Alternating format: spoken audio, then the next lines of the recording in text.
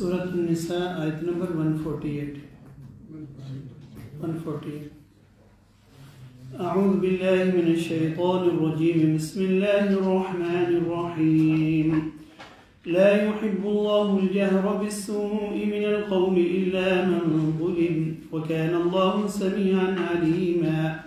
इन तुबदू खैरन औ तुख्फूहु औ तअफू अन सूइन फ़इन्नल्लाह कान अफ़ुव्वन क़दीरा।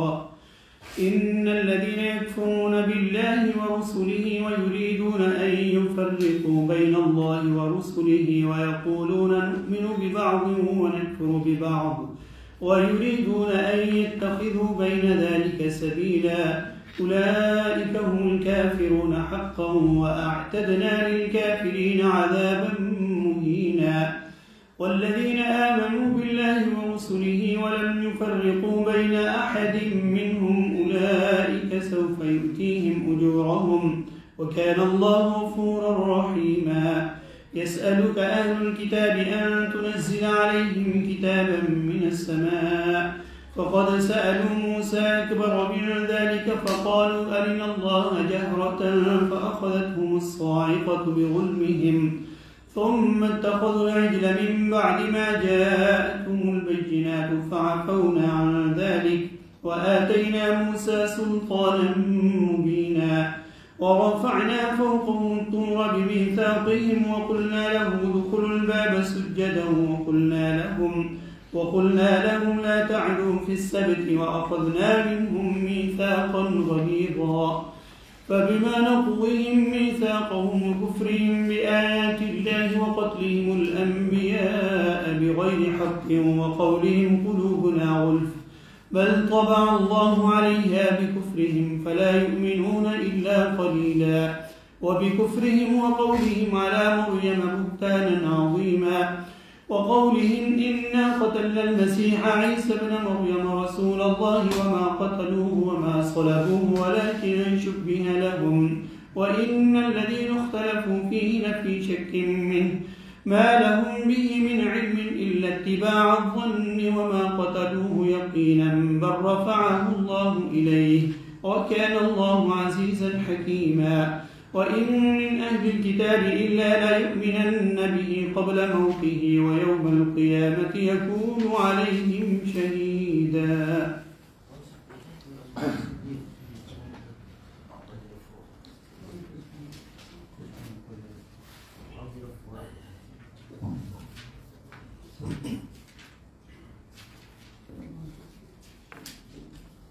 आऊज़ु बिल्लाहि मिनश शैतानिर रजीम। बिस्मिल्लाहिर रहमानिर रहीम। अल्लाह बदज़बानी को पसंद नहीं करता मगर ये कि किसी पे जुल्म किया गया हो और अल्लाह सुनने वाला और जानने वाला है। यानी अल्लाह इस चीज़ को पसंद नहीं करता कि किसी के ख़िलाफ़ बदज़बानी की जाए, कोई किसी की बुराइयां बयान करे, लेकिन इस सूरत में कि किसी पे जुल्म किया गया हो तो मजलूम अगर जालिम के बारे में बताता है कि इसने मुझ पे ये जुल्म किया है और वो उसे कह रहा है कि ये जालिम है और उसके जराइम और जो उसके करतूत हैं वो लोगों को बता रहा है और उसे बुरा भला कह रहा है इस वजह से कि उसने उस पर जुल्म किया है, तो ये इससे मुस्तस्ना है। वरना किसी के खिलाफ बदज़बानी करना फरमाया कि अल्लाह इसको पसंद नहीं करता और अल्लाह सुनने वाला और जानने वाला है। अल्लाह जानता है कि किसने किस पे जुल्म किया है और मजलूम क्या कह रहा है वो भी अल्लाह सुन रहा है। अगर तुम किसी खैर के काम को जाहिर करोगे या उसे छुपाओगे या किसी बुराई से दरगुजर करोगे तो बेशक अल्लाह दरगुजर करने वाला और कुदरत रखने वाला है। बेशक वो लोग जो अल्लाह और उसके रसूलों का इनकार करते हैं और चाहते हैं कि अल्लाह और उसके रसूलों के दरमियान फ़र्क करें, तफरीक करें और ये कहते हैं कि हम बाद को मानते हैं और बाद का इनकार करते हैं और वो इसके दरमियान कोई रास्ता निकालना चाहते हैं, ये लोग पक्के काफिर हैं और ऐसे काफिरों के लिए हमने रसवा को अज़ाब तैयार कर रखा है। तो ये जो फरमाया कि अल्लाह और उसके रसूलों के दरमियान फ़र्क करते हैं, यानी ये कह रहे हैं कि हम अल्लाह को तो मानेंगे मगर अल्लाह के रसूलों को नहीं मानेंगे, तो ऐसे लोग जो पक्के काफिर हैं। ईमान सिर्फ अल्लाह पे काफ़ी नहीं है, अल्लाह के रसूलों पर भी ईमान ज़रूरी है। جو اللہ کے رسولوں کو نہیں مانتا تو گویا کہ اس نے اللہ کا بھی انکار کیا.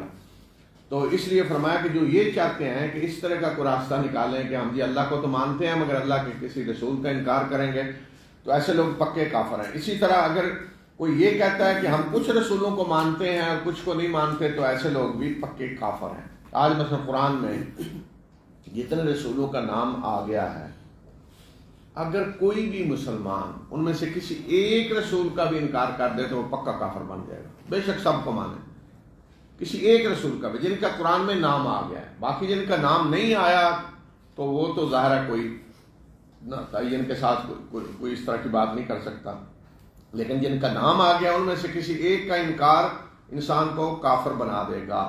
تو اس لیے فرمایا کہ جو یہ چاہتے ہیں کہ اس طرح کا راستہ نکالیں کہ کسی ایک رسول کو مانتے ہیں اور کسی کو ہم نہیں مانیں گے، یعنی جو اپنی نسل سے تعلق رکھتا ہے اسے ہم مان لیتے ہیں اور جو ہماری نسل سے باہر ہے اسے ہم نہیں مانیں گے، یا ہم اللہ کو مانتے ہیں اللہ کے رسولوں کو نہیں مانتے. ماننا تو بڑی بات، کوئی اگر اللہ پر ایمان رکھنے کے بعد مکمل اللہ کی عبادت کر رہا ہے، مکمل بندگی کر رہا ہے، شرک سے پرہیز کر رہا ہے، لیکن اگر اس نے اللہ کے رسول صلی اللہ علیہ وسلم کی شان میں گستاخی بھی کر دی تو سب کچھ ضائع ہو جائے گا، سب کچھ ضائع ہوگا جو کچھ بھی کیا ہے. حضرت ابو حذیفہ رضی اللہ تعالیٰ عنہ صحابی جنگ بدر میں شریک ہوئے، اور ان مسلمانوں میں سے جو مکہ میں ایمان لائے، ہجرت کی رسول اللہ صلی اللہ علیہ وسلم کے ساتھ مدینہ، یعنی ایمان لا کے ہجرت کر کے جہاد کر رہے ہیں، اور یہ بیٹے ہیں عتبہ کے، قریش کے سردار عتبہ کے بیٹے، ہند کے بھائی. تو بدر میں ان کا باپ مشرکین کی طرف تھا اور چچا مشرکین کی طرف تھا، بھائی مشرکین کی طرف سے لڑنے آیا ہوا تھا میدان میں سامنے، اور باقی سارے رشتہ دار بھی. تو رسول اللہ صلی اللہ علیہ وسلم نے حکم دیا کہ عباس اپنے چچا کے بارے میں کہ وہ مجبوراً آئے ہیں، قبائلی مجبوریوں کی وجہ سے آ گئے ہیں، وہ مسلمانوں سے لڑنا نہیں چاہتے، مجبوراً آئے ہیں، تو لہذا ان کو نہ قتل کریں، اگر کسی مسلمان کے سامنے آ جائے تو قتل نہ کریں. تو اب ان کا باپ بھی ادھر ہے، چچا بھی ہے، بھائی بھی ہے، تو ان کے منہ سے نکل گیا کہ ہم تو اپنے باپ اور چچا اور بھائی کو قتل کریں اور عباس کو چھوڑ دیں. تو میرے سامنے تو عباس آ گیا تو میں تو ماروں گا، تلوار ماروں گا اس کے چہرے پہ. تو رسول اللہ صلی اللہ علیہ وسلم تک بات پہنچی تو آپ کو ناگوار گزری. آپ نے فرمایا کہ کیا اللہ کے رسول کے عباس کے چہرے پہ تلوار ماری جائے گی؟ یعنی آپ نے حکم دیا کہ مجبوراً آئے ہیں ان کو نہ قتل کریں. ان کے منہ سے یہ بات نکل گئی. تو جب انہیں پتہ چلا کہ اللہ کے رسول صلی اللہ علیہ وسلم نے ان کی بات کو اس طرح ناگوار سمجھا ہے، رسول اللہ صلی اللہ علیہ وسلم پریشان ہوئے ان کی بات سن کر، تو پھر ان کے سامنے ایمان دیکھیں، ان کے سامنے ان کے باپ قتل ہوا میدان جنگ میں، عتبہ، چچا قتل ہوا، سب سے پہلے جو 3 قتل ہوئے ان کا باپ، چچا اور بھائی، سامنے سب سے پہلے یہ قتل ہوئے، دیکھ رہے تھے، اور یہ مسلمانوں کے ساتھ مل کے لڑ رہے ہیں، اپنے باپ چچا بھائی کے ساتھ لڑے. لیکن یہ بات پہلے زبان سے نکل گئی تھی، ساری زندگی اس پہ روتے رہے تھے، ساری زندگی. اور کہتے تھے کہ اگر میں اللہ کے راستے میں شہید ہو جاؤں تو شاید کفارہ بن جائے. ساری زندگی. اور پھر مسلمہ کذاب کے خلاف جنگ میں لڑتے ہوئے شہید ہو گئے رسول اللہ صلی اللہ علیہ وسلم کی وفات کے بعد. تو اندازہ کریں کہ یعنی ایک بات زبان سے نکلی ہے جو اللہ کے رسول صلی اللہ علیہ وسلم کے لیے ناگوار ہے، تو یہ کیفیت ہے. تو یہ نہیں ہو سکتا کہ کوئی کہ جی میرے اللہ سے تو بڑے تعلقات اچھے ہیں، میں تو اللہ کی بڑی عبادت کرتا ہوں اور لیکن اللہ کے رسول صلی اللہ علیہ وسلم کے شان میں کوئی گستاخی کر دے، کوئی بلند آواز سے بول دے، اپنی آواز اونچی کرے، سورہ آگے آ رہا ہے اس میں سورہ حجرات میں، اگر کسی نے صرف اپنی آواز بلند کر دی رسول صلی اللہ علیہ وسلم کی آواز پہ تو فرمایا کہ سارے اعمال ضائع ہو جائیں گے۔ تو ایمان نہ لانا تو الگ بات ہے، کسی ایک رسول پہ کوئی ایمان نہ لائے۔ تو یہ فرمایا کہ یہ اس طرح کا جو سمجھتے ہیں کوئی راستہ نکال ہیں تو یہ پکے کافر ہیں، اور ایسے کافروں کے لیے اللہ تعالیٰ نے رسوا کن عذاب تیار کر رکھا ہے۔ اور وہ لوگ جو ایمان لائے اللہ پہ اور اس کے رسولوں پہ، اور انہوں نے ان کے درمیان کوئی فرق نہیں کیا، یعنی یہ نہیں کہا کہ ہم اس کو مانتے ہیں اس کو نہیں مانتے، یہ وہ لوگ ہیں کہ جن کے اجر اللہ انہیں دے گا، اور اللہ بخشنے والا اور مہربان ہے۔ اہل کتاب آپ سے یہ سوال کرتے ہیں کہ آپ ان پر آسمان سے ایک کتاب نازل کریں۔ انہوں نے موسیٰ سے اس سے بھی بڑا سوال کیا اس سے پہلے۔ انہوں نے موسیٰ سے کہا کہ ہمیں اللہ تعالیٰ اعلانیہ دکھائیں، ہم چاہتے ہیں کہ اعلانیہ اللہ کی ذات کو دیکھیں اپنی آنکھوں سے۔ تو انہیں ایک کڑک نے ان کے اس ظلم کی وجہ سے آ پکڑا، اور پھر اس کے بعد بھی انہوں نے بچڑے کو معبود بنا لیا جبکہ ان کے پاس واضح نشانیاں آ چکی تھیں۔ پھر ہم نے ان سے درگزر کیا اور ہم نے موسیٰ کو واضح سند عطا کی، یعنی بڑا معجزہ۔ تو یہ جو یہودی کہہ رہے تھے کہ ہمیں کتاب واضح آسمان سے نازل کریں، تو ان کا مقصد یہ تھا، وہ کہتے تھے کہ ہمیں تو تورات لکھی ہوئی دی گئی تھی، کتاب کی شکل میں موسیٰ کو دی گئی، تو پروپیگنڈا کرتے تھے لوگوں کو۔ یہ کہتے ہیں کہ میرے پاس وہی آتی ہے، پتہ نہیں کس طرح آتی ہے، کیا آتی ہے، کتابیں تو اللہ کے رسولوں پہ لکھی ہوئی آتی ہیں، تو موسیٰ پہ جیسے آئی تو یہ بھی اس طرح کی تو لکھی ہوئی کتاب لا کے دیں۔ تو یہ ان کا پروپیگنڈا تھا، یہ تھا سوال جس کا جو اللہ تعالیٰ نے جواب دیا کہ موسیٰ سے تو اس سے بھی بڑا انہوں نے سوال کیا کہ ہم ایمان نہیں لائیں جب تک اللہ کو اعلانیہ نہ دیکھیں، اور اس کی سزا پھر انہیں ملی۔ اور مزید ان کے آگے پھر جرائم یہودیوں کے بیان ہو رہے ہیں۔ اور ہم نے ان پر طور کو بلند کیا، معلق کیا، ان سے پختہ عہد لیتے ہوئے، اور ہم نے انہیں کہا کہ دروازے میں سجدہ کرتے ہوئے داخل ہو جاؤ، اور ہم نے انہیں حکم دیا کہ ہفتے کے دن کے قانون کو نہیں توڑنا، اور ہم نے ان سے پختہ عہد لیا، یعنی یہ سارے عہد ان سے لیے اور ان سب کو انہوں نے توڑا، جو پچھلے سورہ بقرہ میں بھی گزر چکا ہے۔ بس اپنے ان پختہ عہدوں کو توڑنے کی وجہ سے، اور اللہ کی آیات کا انکار کرنے کی وجہ سے، اور انبیاء کو ناحق قتل کرنے کی وجہ سے، اور ان کی اس بات کی وجہ سے کہ ہمارے دلوں پہ غلاف ہے، غلاف نہیں بلکہ ان کے کفر کی وجہ سے اللہ نے ان کے دلوں پہ مہر لگا دی ہے، بس یہ کم ہی مان لائیں گے۔ اور ان کے کفر کی وجہ سے، اور ان کے مریم پہ بہت بڑا بہتان لگانے کی وجہ سے، اور ان کی اس بات کی وجہ سے کہ ہم نے مسیح عیسیٰ ابن مریم اللہ کے رسول کو قتل کیا ہے، حالانکہ انہوں نے نہ اسے قتل کیا اور نہ صلیب پہ چڑھایا، بلکہ انہیں شبہ میں ڈال دیا گیا۔ بے شک جو لوگ اس کے بارے میں، یعنی مسیح عیسیٰ ابن مریم کے بارے میں، بے شک جو لوگ اس کے بارے میں اختلاف کر رہے ہیں وہ اس کی طرف سے شک میں پڑے ہوئے ہیں، انہیں کوئی علم نہیں ہے، بس وہ صرف اور صرف گمان کی پیروی کر رہے ہیں۔ قتل تو انہوں نے اسے یقیناً نہیں کیا، بلکہ اللہ نے اسے اپنی طرف اٹھا لیا، اور اللہ زبردست اور دانا ہے۔ تو یہ سارے جرائم ان کے بتائے کہ انہوں نے کیا کیا جرائم کیے، اور خاص طور پہ پھر کہ مریم عیسیٰ کی والدہ پہ بہتان عظیم لگایا، اور پھر یہ کہا کہ ہم نے مسیح عیسیٰ ابن مریم اللہ کے رسول کو قتل کیا ہے، یعنی قتل تو نہیں کر سکے، اللہ نے اٹھا لیا انہیں، لیکن یہ تو کہتے ہیں کہ ہم نے قتل کیا ہے، اور انہوں نے اپنی طرف سے پوری کوشش کی، تو یہ تو قاتل ہیں، یعنی اللہ کے ہاں یہ قاتل ہیں، اور انہوں نے باقاعدہ یہ کہا کہ ہم نے قتل کیا ہے مسیح عیسیٰ ابن مریم اللہ کے رسول کو۔ تو فرمایا کہ قتل تو انہوں نے نہیں کیا، نہ صلیب پہ چڑھایا، اس معاملے میں تو شبے میں ڈال دیے گئے، لیکن چونکہ یہ کہہ رہے ہیں ہم نے کوشش کی، تو اس لیے اللہ کے ہاں یہ قاتل ہیں۔ اور اس کے بعد فرمایا کہ اور اہل کتاب میں سے کوئی ایسا نہیں ہے جو اس کی موت سے پہلے اس کا یقین نہیں کر لے گا، ایمان نہیں لے آئے گا، اور قیامت کے دن وہ یعنی عیسیٰ ابن مریم ان پہ گواہ ہوگا۔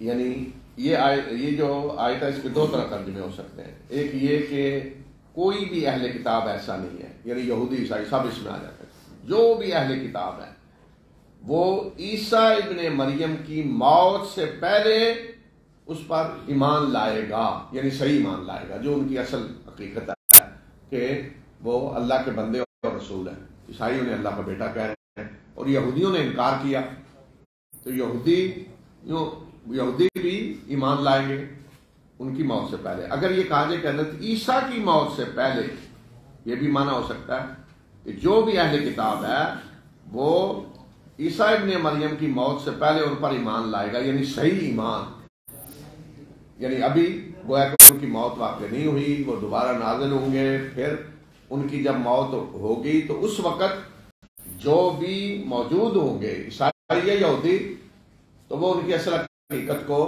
پہچان لیں گے اور پھر صحیح ایمان لائیں گے۔ ایک ترجمہ یہ ہے۔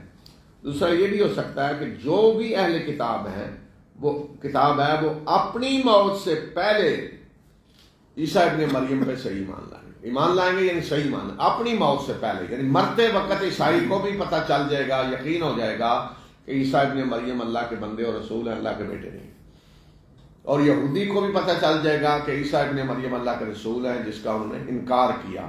یہ دونوں ترجمے ہو سکتے ہیں، یعنی الفاظ کے اندر گنجائش ہے، یعنی اس کی موت سے پہلے حضرت عیسیٰ بھی مراد ہو سکتے ہیں، اور اہل کتاب میں سے جو کہا کہ جو بھی اہل کتاب ہے وہ اپنی موت سے پہلے، یہ بھی ترجمہ، دونوں ترجمے بالکل صحیح ہیں، تو دونوں چیزیں مراد ہو سکتی ہیں۔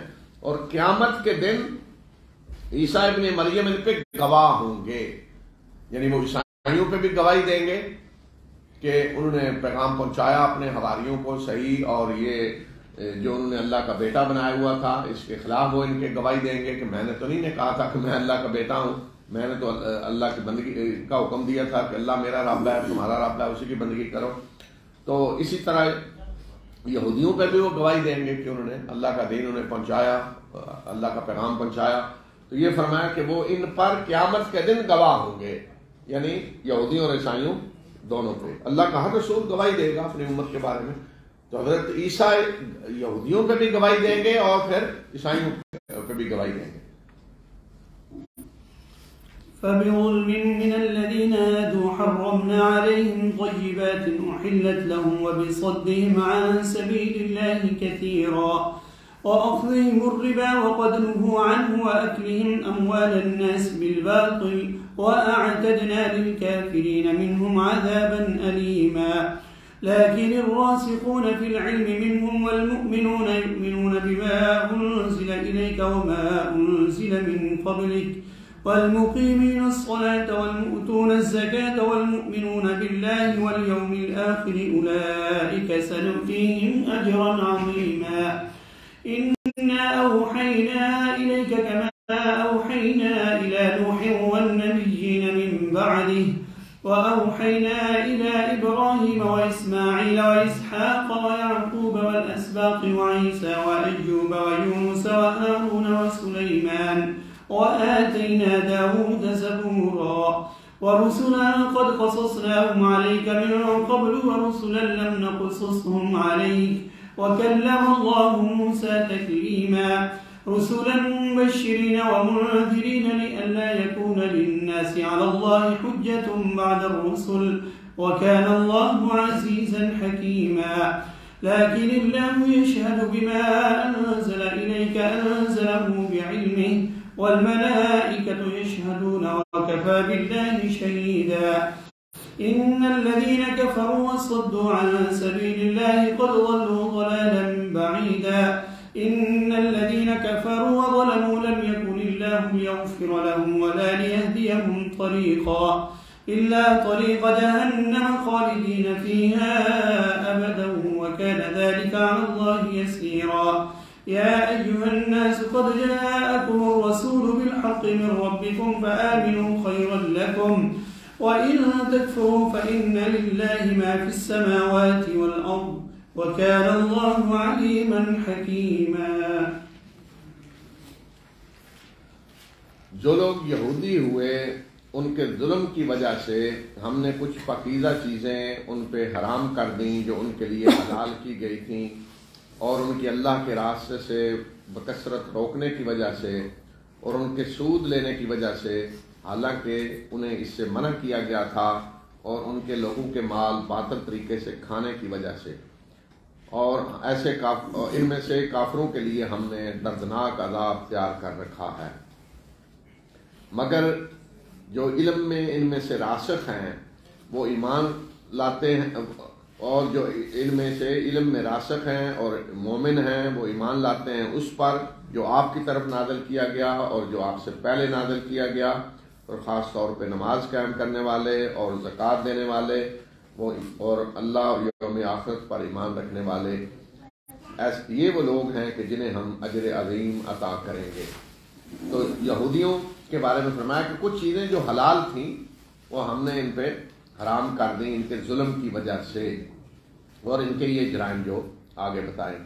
تو یہ جو حرام کر دی تو یہ نہیں کہ اللہ تعالیٰ حرام کر دیتا ہے، ان کے اپنے فقی حرام کرتے رہے، لیکن اللہ کی طرف سے یہ سزا ہوتی ہے کہ اللہ ڈھیل دے دیتا ہے ایسے لوگوں کو، تو وہ بہت سے بدعتیں جو جس طرح پھیل جاتی ہیں، ایک بوجھ لوگ اپنے اوپر لاتے جاتے ہیں یا حلال چیزوں کو فقی ان کے حرام کرتے رہتے ہیں۔ تو یہ فرمایا کہ اللہ کی طرف سے یہ سزا تھی، اور اس کے بعد تعریف کی ان لوگوں کی جو علم میں پختہ ہیں اور صحیح ایمان رکھتے ہیں، تو وہ اس پر بھی ایمان لاتے ہیں جو آپ کی طرف نازل کیا گیا، اور جو پہلے یعنی تورات اور نماز قائم کرتے ہیں، زکوٰۃ دیتے ہیں۔ تو ایسے جو لوگ ہیں فرمایا کہ انہیں ہم اجر عظیم عطا کریں گے۔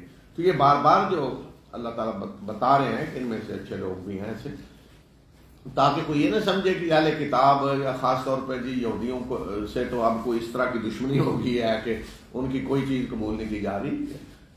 یعنی اللہ کی طرف سے تو میرٹ پہ فیصلہ ہے کہ جو ایمان لائے گا اللہ کے آخر رسول پہ تو ٹھیک ہے، اسے اجر ملے گا بلکہ زیادہ۔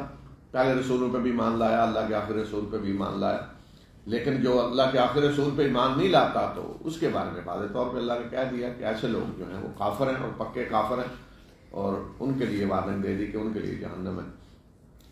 ہم نے آپ کی طرف اسی طرح وحی کی ہے جس طرح کی وحی ہم نے نوح کی طرف کی اور اس کے بعد آنے والے نبیوں کی طرف، اور ہم نے اسی طرح کی وحی ابراہیم، اسماعیل، اسحاق، یعقوب، اولاد یعقوب، اور عیسیٰ اور ایوب اور یونس اور ہارون اور سلیمان کی طرف کی، اور ہم نے داؤد کو زبور عطا کی، اور اسی طرح کی وحی ہم نے ان رسولوں کی طرف بھی کی کہ جن کے واقعات ہم آپ کو سنا چکے ہیں اس سے پہلے، اور ان رسولوں کی طرف بھی کی کہ جن کے حالات ہم نے آپ کو نہیں سنائے، اور موسیٰ سے تو باقاعدہ اللہ نے کلام کیا۔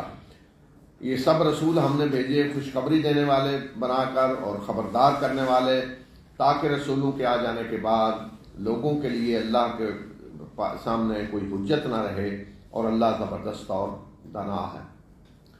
تو بتایا کہ آج جو وہی آپ کی طرف کی جا رہی ہے تو یہ پہلی دفعہ نہیں ہوئی کہ پہلی دفعہ اللہ نے کوئی رسول بھیجا ہے اور پہلی دفعہ وہی ہوئی ہے اور لوگ حیران ہیں یہ کیا ہو گیا، اللہ نے تو رسول بھیج دیا وہی ہوگی۔ تو فرمایا کہ پوری تاریخ ہے رسولوں کی، اسی طرح کی وہی نوح کی طرف آ چکی ہے، اور باقی سب نبی جو بعد میں آئے، تو جتنے نبی آئے بعد میں وہ تو کوئی تعداد نہیں بتائی، اور یہاں نام پھر بتا دیے کچھ کے، اور نام کن کے بتائے ہیں قرآن نے کہ جنہیں اس وقت کے مخاطب جانتے تھے۔ آج بعض لوگ سمجھتے ہیں کہ جی نبی سارے کوئی عربوں میں ہی آئے، عربوں کے ہاں تو آبادی کتنی تھی زیادہ، انسانی آبادی تو باقی علاقوں میں زیادہ رہی ہے، تو عربوں کی طرف جو نبی آئے ان کا قرآن نے ذکر اس لیے کیا کہ مخاطب عرب تھے، اور ان نبیوں کا ذکر کیا جنہیں عرب جانتے تھے۔ اگر اس کے علاوہ نبیوں کا ذکر کیا جاتا جو ہندوستان میں آئے، چائنا میں آئے یا باقی دنیا کے حصوں میں آئے، تو وہ تو اور زیادہ بدک جاتے، اور زیادہ انکار کرتے، کہتے جی دیکھیں یہ کس طرح کے نبیوں کا ذکر کر رہے ہیں، اور زیادہ جھٹلاتے اور زیادہ بغض اور حسد، یا انہیں اور زیادہ پراپوگنڈے کا موقع ملتا۔ تو اس لیے اللہ تعالیٰ نے ان نبیوں کا ذکر کیا جنہیں عرب جانتے تھے، یا جو نبی بنی اسرائیل میں آئے انہیں بنی اسرائیل والے جانتے تھے۔ تو حتیٰ کہ اگر ان نبیوں کا ذکر کیا جاتا جنہیں نہ یہودی جانتے نہ عرب، تو یہودی انہیں بھی پراپوگنڈا کرنا تھا، دیکھیں جی یہ نبی کون سے ہیں، انہیں تو کوئی بھی نہیں جانتا۔ تو اس لیے یہاں جتنے بھی نبیوں کا ذکر کیا یہ وہ ہیں جنہیں عرب جانتے تھے یا بنی اسرائیل جانتے تھے، اور پھر بتا دیا کہ وہ رسول بھی ہیں جن کا ہم آپ کو بتا چکے ہیں۔ اور وہ بھی ہیں جن کا ذکر ہم نے آپ سے نہیں کیا. تو جن کا ذکر نہیں کیا وہ ہیں جو دنیا کے باقی حصوں میں آئے. البتہ یہ اصول اللہ تعالیٰ نے بتا دیا وَإِن مِّنْ أُمَّةٍ إِلَّا خَلَا فِيهَا نَذِيرٌ. کوئی امت، کوئی گروہ، کوئی علاقہ ایسا نہیں ہے کہ جس میں کوئی خبردار کرنے والا نہ آیا ہو، یعنی اللہ کا کوئی رسول نبی نہ آیا ہو. وَلِكُلِّ قَوْمٍ هَادٍ.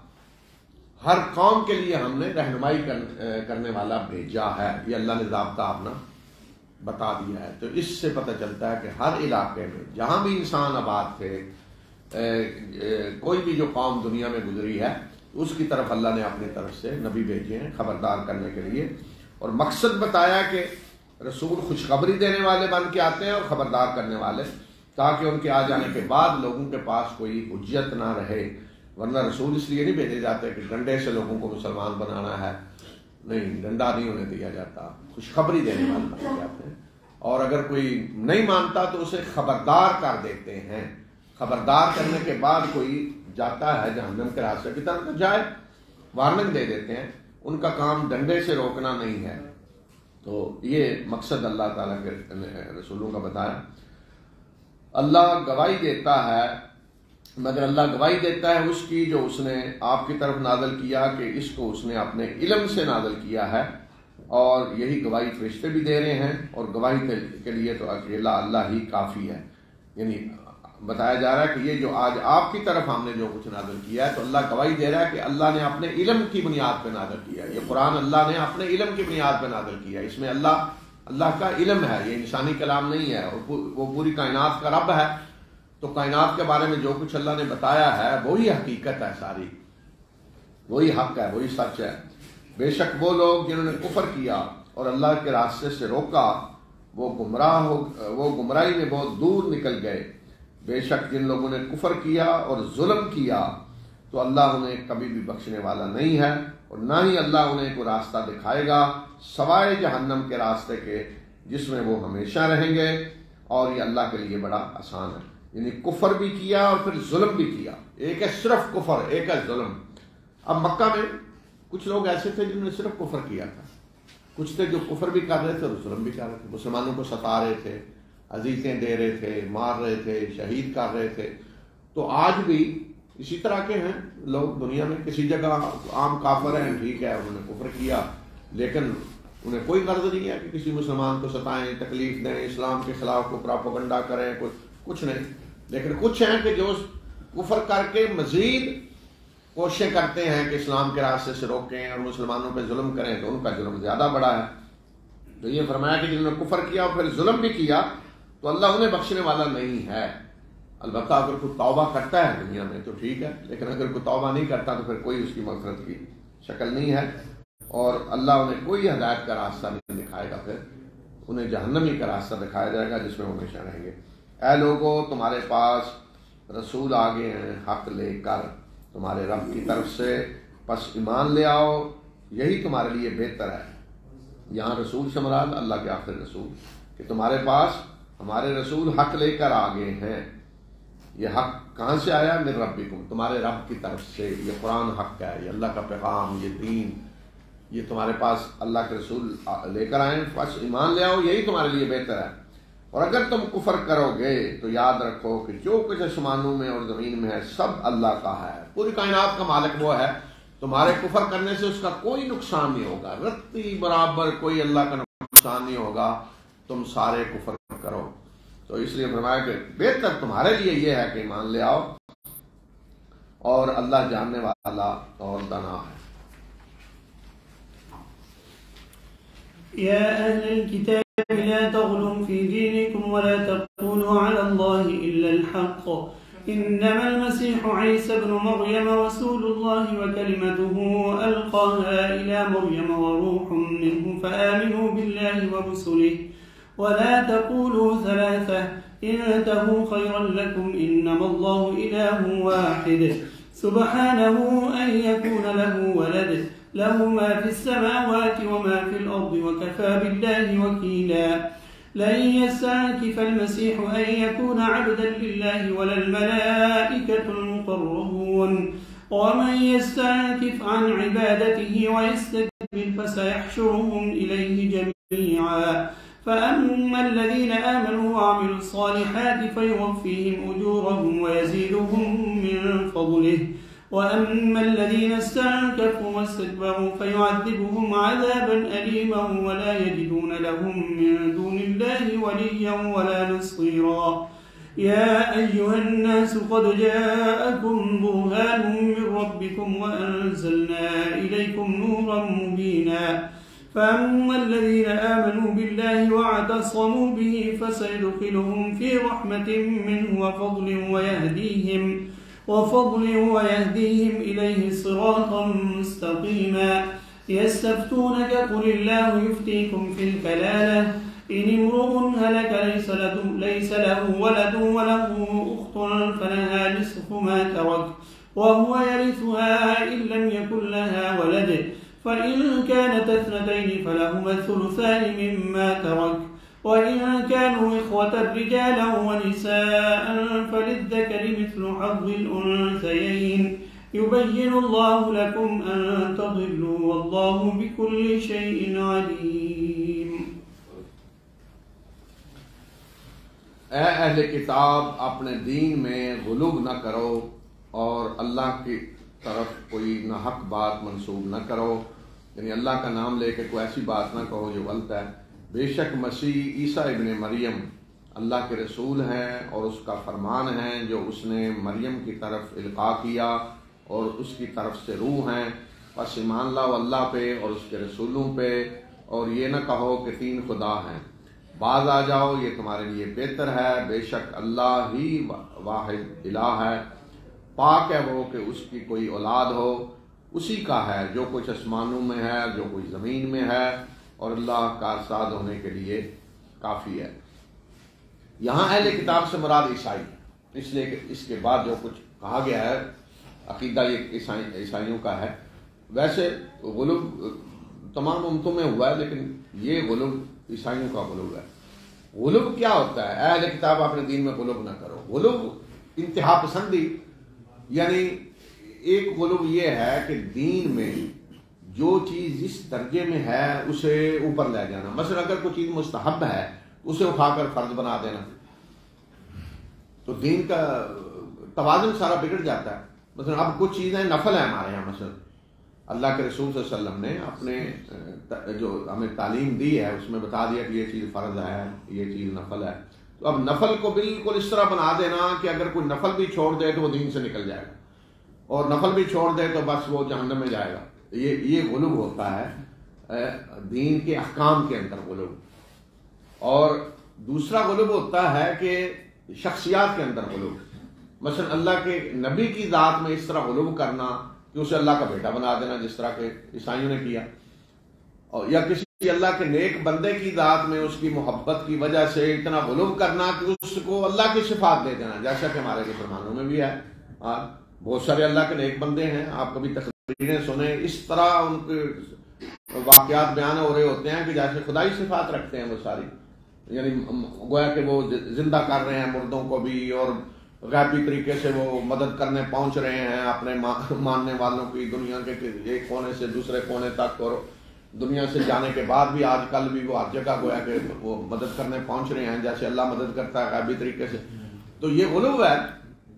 تو غلو جو ہے وہ دین کے احکام میں ہو تو توازن بگڑ جاتا ہے، اور جب اللہ کے نیک بندوں کی ذات میں غلو ہو تو پھر آدمی شرک میں مبتلا ہوتا ہے، اور اللہ کے بندوں کو وہ اللہ کی صفات سے متصف کر دیتے ہیں، اور انسانی تاریخ میں جو شرک ہوا ہے وہ اسی غلو کے نتیجے میں ہوا ہے۔ تو عیسائیوں نے غلو کیا سب سے زیادہ، انہوں نے حضرت عیسیٰ کی ذات میں بھی غلو کیا اور اپنے دین میں بھی غلو کیا، اور عیسائیوں کے ہاں اسی غلو کا نمونہ جو ہے وہ رہبانیت ہے، کہ ان کے راہبوں کو دیکھیں نا، ان کے ہاں دین کا تصور کیا ہے کہ دنیا گندی ہے، اللہ تعالیٰ نے دنیا میں انسان کو سزا کے لیے بھیجا ہوا ہے، تو لہذا خود اپنے آپ کو سزا دیں۔ اب نیک بندہ وہ کون ہے؟ سب سے زیادہ پرہیزگار کہ جو خود اپنے آپ کو سزا دے، اس لیے کہ اللہ تعالیٰ نے بھیجا ہوا ہے سزا کے لیے، تو آپ خود سزا دیں تو بڑے نیک بن جائیں گے۔ تو اب یہ سزا دینے جو بیٹھے ہوئے ہیں، اس لیے ان کے ہاں نیکی پرہیزگاری کیا کہ آپ شاید نہیں کریں گے، دنیا کی کوئی چیز کھائیں گے نہیں، اچھا لباس نہیں پہنیں گے، تو ان کے ولیوں کے ذرا قصے پڑھیں، آپ بھول جائیں گے ہمارے ولیوں کو جو ان کے ولی ہیں، ذرا دیکھیں۔ بلکہ آج ہم جس راستے پہ چل رہے ہیں وہ انہی کا راستہ ہے۔ یہ جو ہے نا کہ جو گندا بیٹھا ہو وہ اللہ کا ولی ہے، جس کو وہ گندے کپڑے پہنے ہو اللہ کا ولی، ان کے ولیوں کے قصے ہیں سارے، کہ فلاں ولی وہ جی جنگل میں ساری زندگی بیٹھا رہا، فلاں ولی کسی وہ کنویں میں ساری بیٹھ کے زندگی گزار دی، کوئی جو ہے کسی مینار پہ بیٹھا ہوا تھا، ماشوں تولوں میں وہ خوراک کھاتے تھے، فلاں ولی اتنے بڑے ولی تھے کہ ساری زندگی پانی کو ہاتھ نہیں لگایا، تو جسم میں کیڑے پڑے ہوتے تھے تو کیڑوں کو اٹھا کے پھر ڈال دیتے تھے، کھاؤ مجھے سزا دو۔ سارے قصے ان کے ولیوں کے اس طرح ملیں گے۔ یہ غلو تھا ان میں، جو کہ دنیا سے دور بھاگے، دنیا کی نعمتوں سے فائدہ نہیں اٹھانا، یہ دین میں سارا ان کا غلو تھا، اور حضرت عیسیٰ کی ذات میں بھی غلو تھا۔ انہیں اللہ تعالیٰ نے مخاطب کیا، اہل کتاب اپنے دین میں غلو نہ کرو، اور اللہ کی طرف کوئی باتیں نہ حق اللہ کی طرف نسبت کر کے نہ کہو۔ اور حضرت عیسیٰ کی ذات میں خاص طور پہ غلو کیا تو فرمایا کہ عیسیٰ ابن مریم اس کے سوا کچھ نہیں، کہ وہ اللہ کے رسول ہیں، اور وہ فرمان ہیں جو اللہ نے مریم کی طرف القاء کیا، یعنی کلمہ کن سے پیدا ہوئے، اس لیے حضرت عیسیٰ کہا جاتا ہے کلمہ اللہ کا کن، اور روح اللہ کی طرف سے انہیں خاص دی گئی۔ تو لہذا ایمان لاؤ اللہ پہ اور اس کے رسولوں پہ، سب رسولوں پہ، سب رسول ایک جیسے ہیں، اللہ کے بندے ہیں اور رسول ہیں۔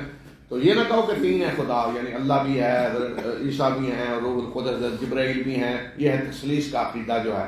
تو فرمایا بعد آ جاؤ، یہ تمہارے لیے بہتر ہے۔ حقیقت یہی ہے کہ اللہ ہی واحد الہ حقیقی ہے، کوئی اللہ کے سوا الہ نہیں ہے، اور وہ پاک ہے کہ اس کے کوئی اولاد ہو، اور اسے کوئی اولاد کی ضرورت نہیں ہے، آسمان و زمین کی بادشاہی اس کی ہے۔ پھر یہ جو غلو انہوں نے کیا اور زیادہ ہوتا ہے اللہ کے نیک بندوں میں، وہ کس وجہ سے ہوتا ہے؟ جی دیکھیں، اگر ہم انہیں اللہ کا بندہ مان لیں تو یہ تو ایک شرم کی بات ہے، اس سے تو درجہ کم ہو جاتا ہے، یا اگر ہم یہ جیسے آج مسلمان سمجھتے ہیں جی اللہ کے رسول صلی اللہ علیہ وسلم کو انسان مان لیں تو آپ کی شان کم ہو جاتی ہے، اس لیے دیکھیں نا ہمارے یہاں بڑے جھگڑے مناظرے ہو رہے ہوتے ہیں کہ اللہ کے رسول صلی اللہ علیہ وسلم بشر ہیں یا نور ہیں، تو گویا کہ لوگ سمجھتے ہیں جی بشر مان لیں تو شان کم ہو جائے گی۔ تو یہاں اللہ تعالیٰ نے فرمایا کہ مسیح کو اس چیز میں کوئی آر محسوس نہیں ہوگی کہ وہ اللہ کے بندے ہیں، اور نہ ہی مقرر فرشتوں کو اس میں کوئی آر ہوگی کہ وہ اللہ کے بندے ہیں، یعنی مقرر فرشتوں کو بھی اللہ کا بندہ ہونے میں کوئی شرم نہیں محسوس ہوگی، وہ اس کو آر نہیں سمجھیں گے کہ وہ اللہ کے بندے ہیں، بلکہ یہ تو فخر کی بات ہے کہ اللہ کے بندے ہیں۔ اور اسی طرح مسیح کو بھی اللہ کا بندہ ہونے میں کوئی آر نہیں محسوس ہوگی، اور آگے بتایا کہ جو آر سمجھیں گے اللہ کا بندہ ہونے میں تو پھر اللہ کیا ان کا حشر کرے گا، دیکھیں۔ اور فرمایا کہ جو اللہ کی عبادت کو آر سمجھے گا اور تکبر کرے گا تو اللہ سب لوگوں کو اکٹھا کر کے لائے گا اپنے پاس، تو پھر جو ایمان لائے اور جنہوں نے نیک اعمال کیے ان کے تو پورے اجر اللہ انہیں دے گا، اور مزید اپنے فضل سے بھی انہیں نوازے گا۔ باقی رہے وہ لوگ جنہوں نے اللہ کا بندہ ہونے میں آر محسوس کی اور تکبر کیا، تو اللہ انہیں دردناک عذاب دے گا، اور اللہ کے مقابلے میں انہیں کوئی سرپرست اور مددگار نہیں ملے گا۔ جو یہ سمجھے گا کہ اللہ کا بندہ ہونا ایک شرم کی بات ہے تو اللہ انہیں لائے گا اور پھر سزا دے گا، دردناک سزا دے گا، جو کیونکہ یہ تو تکبر ہے نا، کوئی سمجھے کہ میں اتنا بڑا ہوں، میں اپنے آپ کو اللہ کا بندہ کہوں۔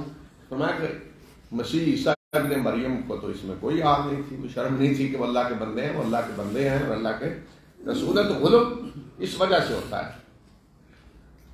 اے لوگوں، تمہارے پاس تمہارے رب کی طرف سے واضح حجت آ چکی ہے، اور ہم نے تمہاری طرف نور مبین نازل کر دیا ہے، پس وہ لوگ جو اللہ پر ایمان لائے اور انہوں نے اللہ کے دامن کو مضبوطی سے تھام لیا تو اللہ انہیں اپنی طرف سے رحمت اور فضل میں داخل کرے گا اور ان کی سیدھے راستے کی طرف رہنمائی کرے گا۔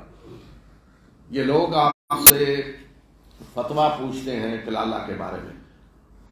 پہلے اس صورت کے شروع میں وراثت کے قوانین بتائے گئے ہیں، تو وہاں میں نے بتایا تھا نا کہ کلالہ کا جو حکم بتایا جا رہا ہے وہ ان بہن بھائیوں کے بارے میں جو ماں کی طرف سے ہیں. یہاں اب بتایا جا رہا ہے کہ جو ماں باپ دونوں کی طرف سے ہیں بھائی، سگے بھائی یا صرف باپ کی طرف سے ہیں، ان کے بارے میں یہ بتایا جا رہا ہے کہ کلالہ جو لا ولد ہو، اس کی اولاد بھی نہیں ہے، ماں باپ نہیں ہے، تو اس کی وراثت کیسے تقسیم ہوگی.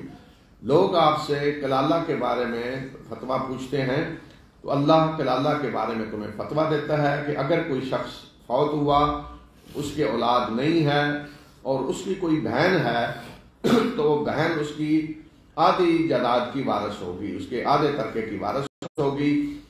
اور اگر اس کی بہن فوت ہوئی ہے اور اس کی اولاد نہیں ہے تو بھائی اس کی پورے ترکے کا وارث ہوگا. اور اگر 2 بہنیں ہوں تو انہیں مرنے والے کے ترکے کا 2/3 ملے گا، اور اگر اکٹھے بہن بھائی ہوں مرد اور عورتیں تو پھر مرد کا حصہ 2 عورتوں کے برابر ہوگا. اللہ تمہارے لیے احکام کھول کر بیان کرتا ہے کہ تم گمراہ نہ ہو، اور اللہ ہر چیز کو جاننے والا ہے. تو یہاں کلالہ کا بتا دیا کہ اگر کوئی شخص فوت ہوتا ہے مرد اور اس کی ایک بہن ہے تو آدھا حصہ، اس کی ترکے کا آدھا حصہ ملے گا. 2 بہنیں ہیں تو 2/3 انہیں ملے گا.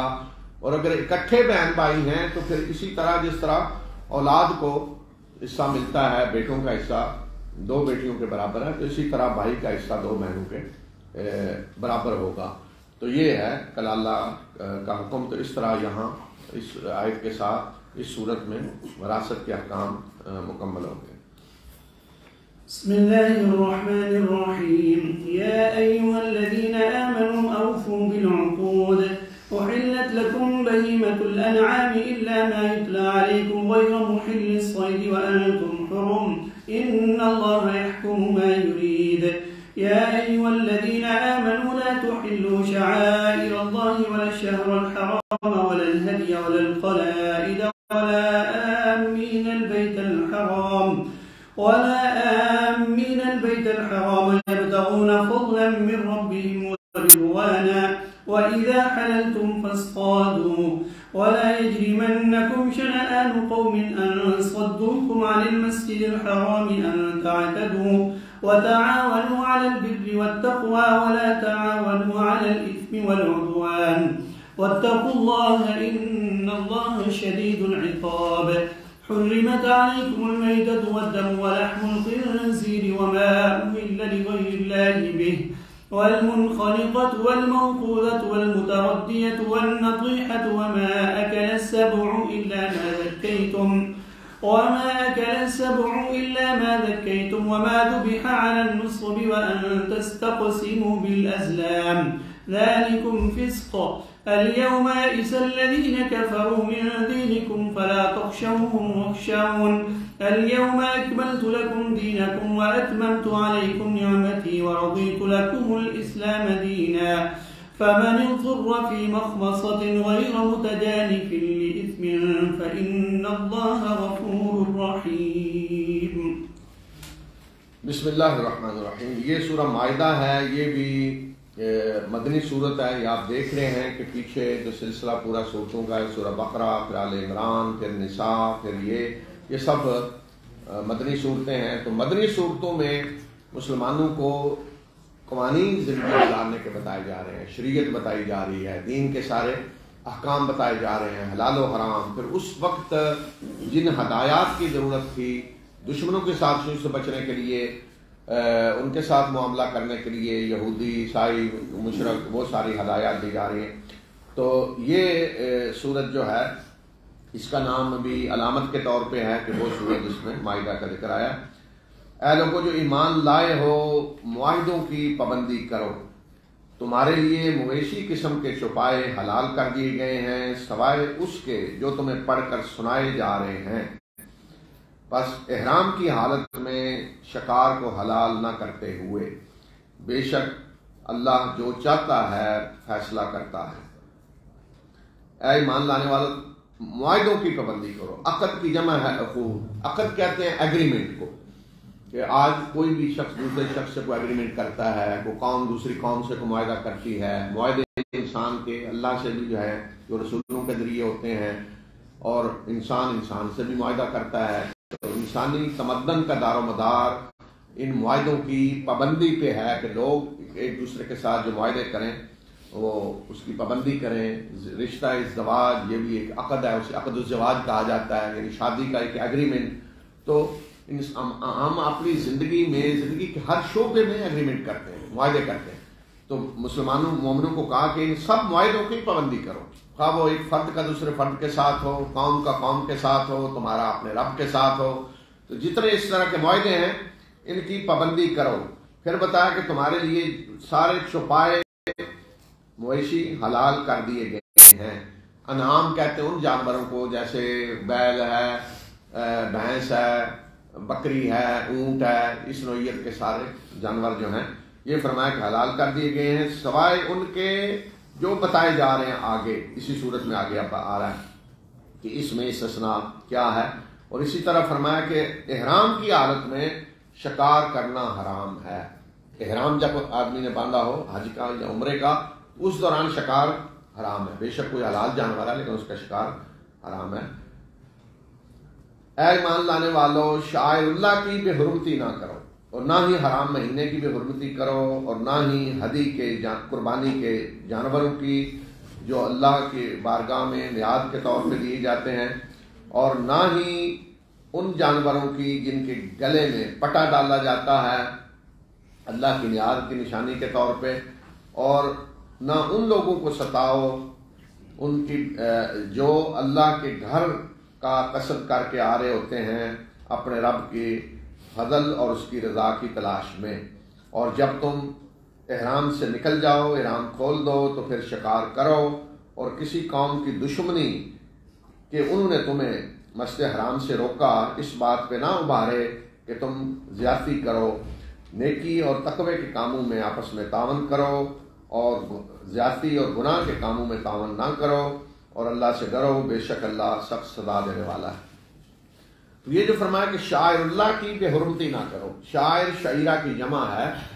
شعیرہ ایسی چیز کو کہتے ہیں جسے اللہ کی بندگی کے لیے مقرر کر دیا، اللہ کی بندگی کی نشانی بن گئی ہو. جیسے مثلا اللہ کا گھر ہے، بیت اللہ ہے، صفا مروہ ہے، جہاں ہم رمی کرتے ہیں، عرفات کا میدان ہے، مزدلفہ ہے، مینا ہے، یعنی وہ جگہیں کہ جو اللہ کی بندگی کا نشان بن. مثلا مسجد ہے جو اللہ کی عبادت کے لیے بنائی جاتی ہے، اللہ تعالیٰ کے لیے، نماز کے لیے، تو وہ بھی شاعر اللہ میں سے ہے. تو وہ چیزیں جو اللہ کی عبادت کے لیے مقرر کر دی جاتی ہیں، وہ جگہیں، وہ چیز، قربانی کا جانور ہے وہ اللہ کے لیے قربان کیا جا رہا ہے، تو یہ ساری چیزیں اس میں آ جاتی ہیں. تو ان کا احترام ہونا چاہیے، کیونکہ ان کی نسبت اب اللہ کی طرف ہو چکی ہے. ان کا احترام ہونا چاہیے. جو ان کی بے حرمتی کرے گا اس کا مطلب یہ ہے کہ وہ اللہ تعالیٰ کی طرف جس چیز کی نسبت ہے تو اس چیز کی بے حرمتی کر رہا ہے. تو اس لیے فرمایا کہ شاعر اللہ کا احترام کرو. اور اسی طرح حرام مہینہ وہ بھی اللہ کی طرف سے حرام کیا گیا ہے، اس کا احترام کرو، اس کی حرمت کو نہ توڑو. حدی سے مراد قربانی کے جانور، اور جو جانور حج میں حاجی ساتھ لاتے تھے تو ان کے گلے میں پٹا ڈال دیا جاتا تھا. یہ علامت ہوتی تھی اس بات کی کہ اللہ کے گھر جا رہا ہے قربان ہونے کے لیے.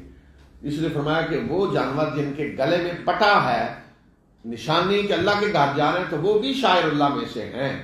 اس لیے کہ وہ اللہ کے گھر جا رہا ہے جانور، تو اس کا بھی احترام کرو. اور ہر جاہلیت میں بھی احترام کرتے تھے، پٹا جس کے گلے میں ڈالا ہو اس کو نہیں چھیڑتے تھے. تو اس سے پتہ چلتا ہے کہ یہ اللہ کا حق ہے کہ قربانی نیاز کے جانور اللہ کے گھر جا رہے ہیں.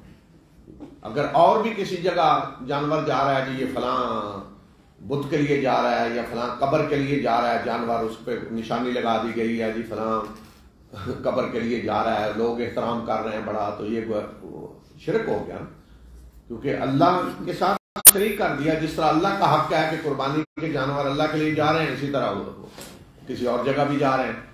تو نیاز اللہ کا حق ہے، اب نیاز کہیں اور جا رہی ہے، تو اللہ کے گھر کوئی چیز آدمی لے جا رہا ہے کہ وہاں جا کے اس نے قربان کرنی ہے اللہ کے گھر، اب کہیں اور کو اٹھا کے لے جا رہا ہے کسی بت پہ یا کسی قبر پہ کہ وہاں جا کے اس نے یہ نیاز تقسیم کرنی ہے یا جانور وہاں جا کے ذبح کرنا ہے تو وہ شرک ہو جائے گا. اس لیے کہ جو اللہ کا حق ہے وہ کہیں اور دیا جا رہا ہے. جو اللہ کا شکر ادا ہونا چاہیے وہ کہیں اور جا کر ادا ہو رہا ہے. تو اسی طرح فرمایا کہ جو لوگ اللہ کے گھر جا رہے ہیں عازمین حج جو ہیں، جو اللہ کے فضل، اپنے رب کے فضل اور اس کی رضا کی تلاش میں نکلے ہوئے ہیں، تو ان کا بھی احترام کرو، ان کو بھی نہ چھیڑو، ان کو بھی عزت دو، کیونکہ وہ اللہ کے گھر جا رہے ہیں.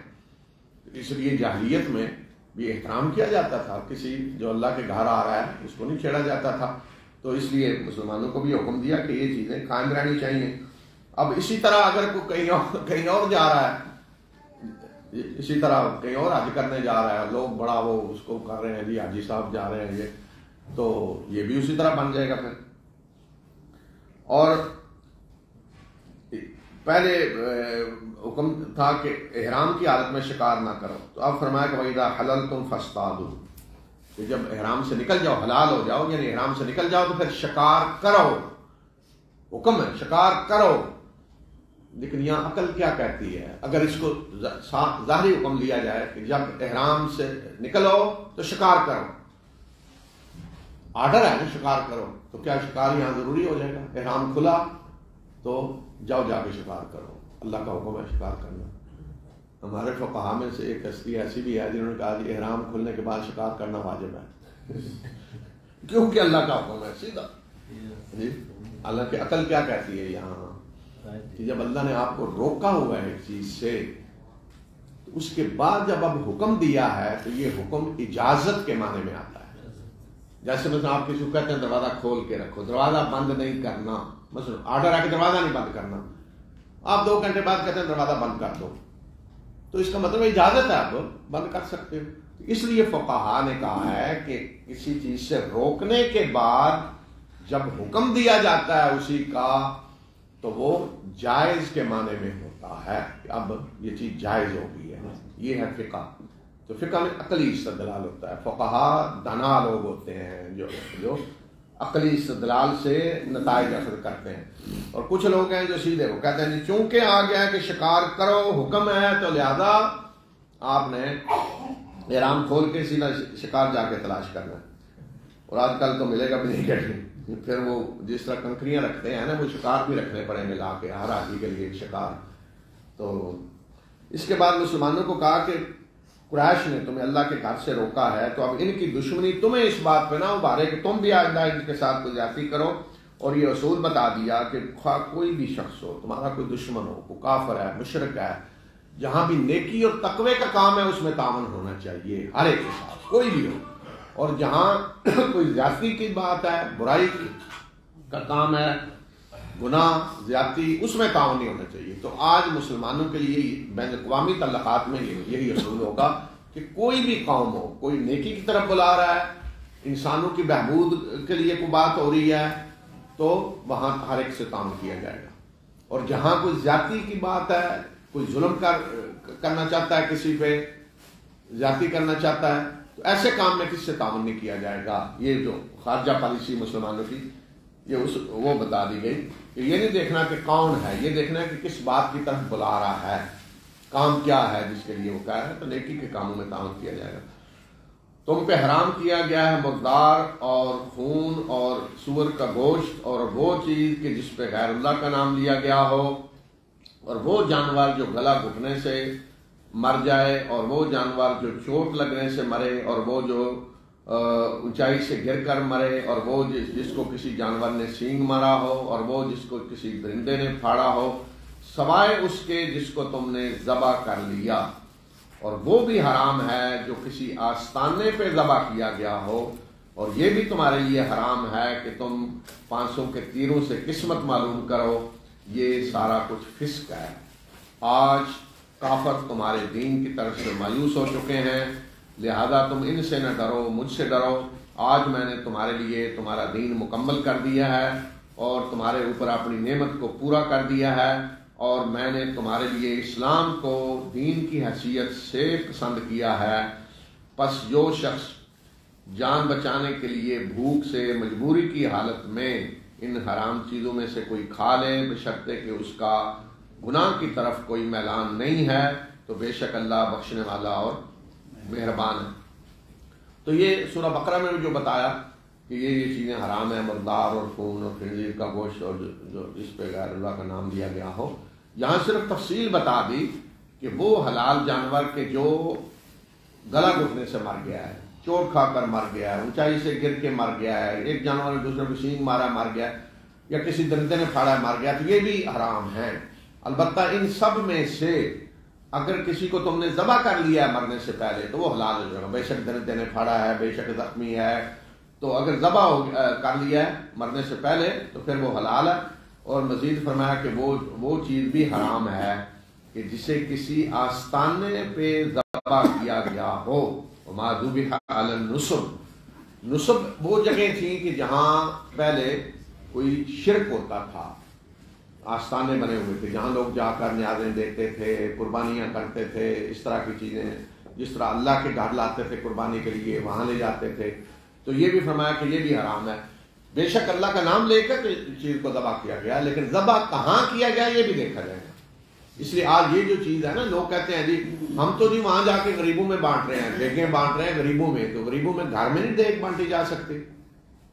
اگر یہ چیز ہے کہ غریبوں کو کھلانا ہے تو اپنے گھر میں کھلا لیں، وہاں یہ غریب زیادہ ہوتے ہیں، آپ کسی بازار میں لے جائیں وہاں بھی بہت زیادہ غریب آ جائیں گے، اور غریبوں کو بستیوں میں لے جائیں وہاں بھی غریب آ جائیں گے۔ لیکن اگر آپ کسی قبر پہ لے جا کے دیگ بانٹ رہے ہیں، بے شک گوشت وہ ہے جو آپ نے ذبح کیا ہوا ہے حلال گوشت، تو وہ اس میں آ جائے گا کہ وہاں کیوں لے جا رہے ہیں، نیچے پیچھے نیت کیا ہے؟ کیا اللہ نے حکم دیا ہے کہ میرے راستے میں جو دینا ہو وہ فلاں قبر پہ جا کے بانٹو فلاں جگہ؟ اللہ نے حکم دیا ہے؟ اللہ نے تو کہا غریبوں کو کھلاؤ، غریبوں کے گھروں میں بچاؤ، سب سے اچھا تو یہ ہے، بجائے اس کے کہ وہ لوگوں کے پاؤں تلے کچل کے مریں، بہتر تو یہ ہے کہ ان کے گھروں میں پہنچائیں۔ اور اگر مزید کو چاہتا ہے تو چلو ایسی جگہ پہ دیگ بانٹ دے جہاں لوگ کثرت سے ہوتے ہیں، لیکن اگر کوئی دیگ جا رہی ہے فلاں قبر پہ جا رہی ہے تو اس کے پیچھے کیا ہے؟ اس کا مطلب ہے کہ وہ قبر والے کو راضی کرنا مقصود ہے، کہ قبر والے کی لسٹ میں آ جائیں گے ہم کہ ہم نے وہاں اتنی دیگیں دی تھی، اور وہ قیامت کے دن پھر ہمارا خیال رکھیں گے، اللہ سے بچانے میں، دنیا میں بھی خیال رکھیں گے مسائل وائل حل کرنے کے لیے۔ یا پھر کئی لوگوں نے نظر مانی ہوتی ہے کہ میرا یہ کام ہو گیا تو میں فلاں قبر پہ دیگیں دوں گا، فلاں جگہ دودھ چڑھا کے آؤں گا۔ یہ ساری چیزیں شرک ہیں، یہ اسی طرح کا شرک ہے جو قریش کر رہے تھے، یہ اسی طرح کا شرک ہے جو عرب کر رہے تھے۔ کوئی میں نے کہا رتی برابر فرق نہیں ہے۔ میں نے بچپن میں دیکھا ہمارے علاقے میں ایک قبر ہے، بابا نور شاہ کہتے ہیں اس کو، ہر علاقے میں بابا نور شاہ ہوگا، جو بھینس دودھ دے، پہلا دودھ جب وہ پہلا چند دنوں کے لیے ہوتا ہے نا، اسے وہ دودھ زیادہ گاڑھا ہوتا ہے، اسے پتہ نہیں بولو کہتے ہیں، اوبلیک ہے، اوبلیک کیا اس طرح، وہ نہیں، جب پینے والا صحیح دودھ آ جاتا ہے تو پہلا دودھ وہاں چڑھا کے کہتے ہیں اگر نہ چڑھایا تو تھنوں سے خون آنا شروع ہو جائے گا۔ یعنی بابا صاحب اتنے طاقتور ہیں، انہیں پتہ ہے فلاں کی بھینس نے بچہ دیا ہے اور دودھ چڑھانے نہیں آیا تو پھر خیر نہیں ہے، وہ تھنوں سے خون آنا شروع ہو جائے گا۔ تو بابا صاحب کو غیب کا علم ہے کہ فلاں کی بھینس ہوئی ہے، وہ دودھ دے رہی ہے اور میرے یہاں دودھ نہیں پہنچا، اور پھر انہوں نے کارروائی بھی کر دی کہ تھنوں سے خون آنا شروع ہو گیا، اور گویا کہ ڈر کے آپ جا کے دودھ چڑھا کے آ رہے ہیں، نہ چڑھایا تو تھنوں سے خون، یہ تو کم از کم سزا، نہ ممکن ہے بھینس ہی مر جائے۔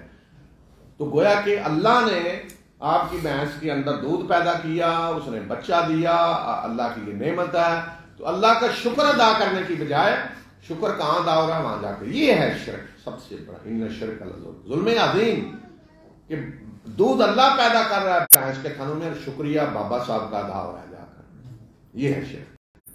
اور اسی طرح کا شرک سارا ہو رہا ہے۔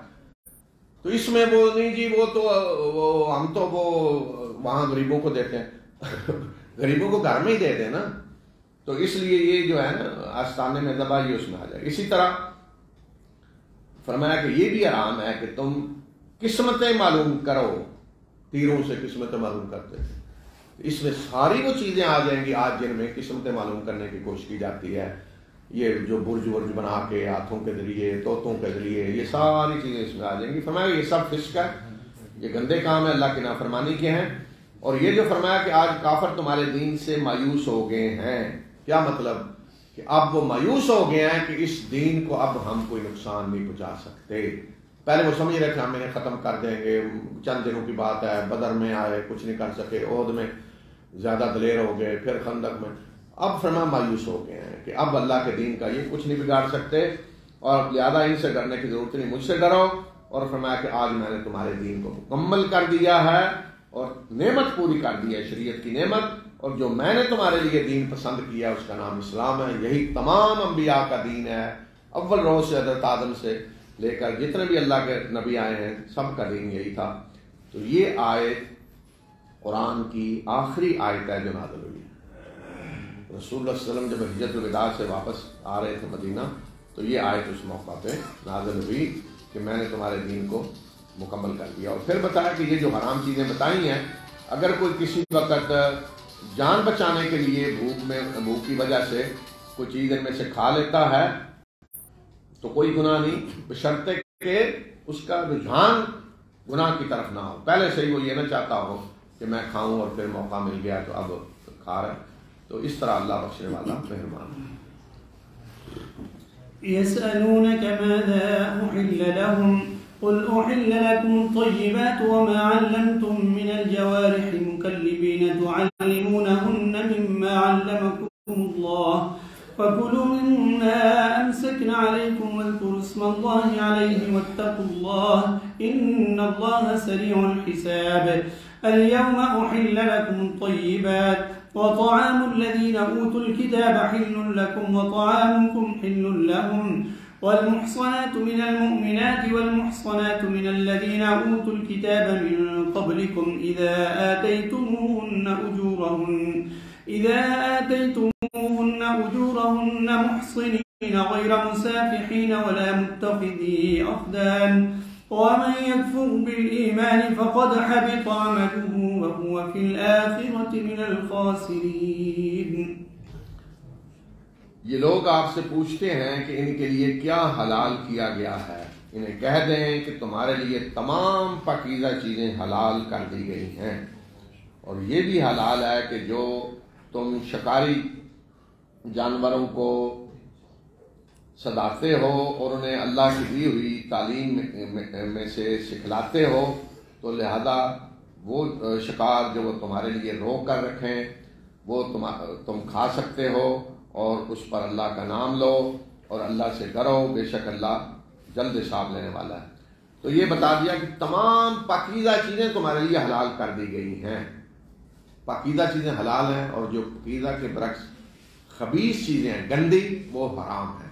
تو یہ اصول اللہ نے بتا دیا کہ تمام پاکیزہ چیزیں حلال ہیں. اور ساتھ ہی شکار کے بارے میں سوال تھا، شکاری کتوں کے سے جو شکار کیا جاتا ہے، تو یہ فرمایا کہ وہ شکاری کتے جنہیں تم نے سدایا ہوا ہے، کتے یا کسی اور سے بھی اگر کوئی شکار کرے، کوئی شیر کو سدا لے، اسے شکار کرنا شروع کر دے، چیتے سے یا کسی اور سے، تو زیادہ تر کیونکہ شکاری کتوں سے کیا جاتا ہے.